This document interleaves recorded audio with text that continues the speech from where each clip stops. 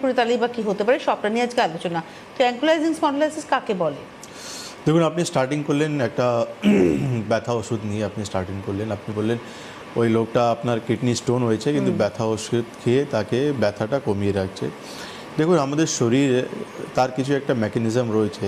একটা হেলদি মানুষ তার তো শরীরে কোনো লক্ষণ সেই রকম পাবে না যে ব্যথা হবে, যন্ত্রণা হবে, হাত পা ফুলে যাবে বা গিটে গিটে ফুলে যাবে বা স্টিফনেস আসবে। একটা সুস্থ মানুষের এই লক্ষণগুলো থাকবে না, কেন তার শরীরে রোগ নেই।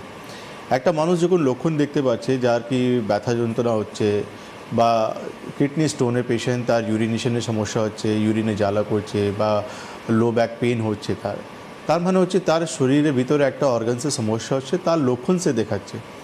তো বডি বলতে চাইছে যে এই রোগ এই জায়গা আপনার শরীরে একটা সমস্যা হচ্ছে, তাকে ঠিক করো, নাকি বাইরে যে সিমটমস আমি দেখতে পাচ্ছি তাকে চাপানোর জন্য কিছু ওষুধ আমরা খাই। আলটিমেটলি একটা সময় পর ওনার যখন কিডনি স্টোনের সাইজটা বাড়বে তখন আলটিমেটলি নেফ্রন্স বা যে টিস্যুগুলো রয়েছে সেটা কিন্তু ড্যামেজ হতে আরম্ভ করবে।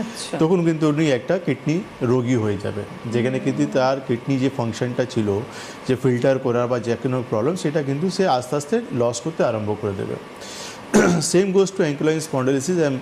অ্যাঙ্কোলাইন স্পন্ডিলোসিস বা যে কোনো ধরনের আর্থ্রাইটিস আমাদের শরীরে একটা হেলদি মানুষের হাড়ের জয়েন্টসগুলো তার কিন্তু যখন ভালো থাকে তার কোনো লক্ষণ থাকে না, কিন্তু যখনই হাড়গুলো যখনই ডিজেনারেশন হয় বা সেখানে ইনফ্লামেশন হয় তখন আলটিমেটলি সে লক্ষণ দিতে আরম্ভ করে।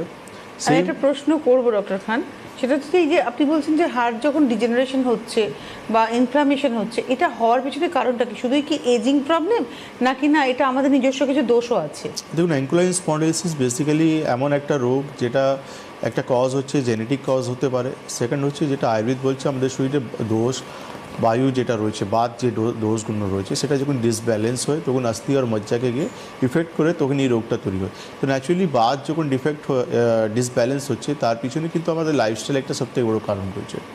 লাইফস্টাইল মানে আমরা খানপান কেমন কী ধরনের করছি, কী সময় আমরা ঘুমাচ্ছি, আমাদের শরীরে বডি ওয়েট কেমন রয়েছে, তারপরে কিন্তু বৃত্তি করছে যে আমাদের দোষগুলো মানে কীভাবে ডিস্টার্বগুলো হচ্ছে। তো আলটিমেটলি সেটাই গিয়ে কিন্তু আমাদের অস্থি আর মজ্জাকে এফেক্ট করে এই রোগটা তৈরি করছে।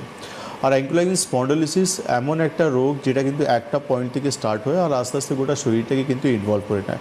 আমাদের শরীরে কিন্তু বিগ জয়েন্টস রয়েছে, স্মল জয়েন্টস রয়েছে, তো এই বিভিন্ন জয়েন্টসগুলোকে কিন্তু আস্তে আস্তে এই অ্যাঙ্কোলাইন স্পন্ডিলোসিস পুরোপুরি অ্যাটাক করে নেয়।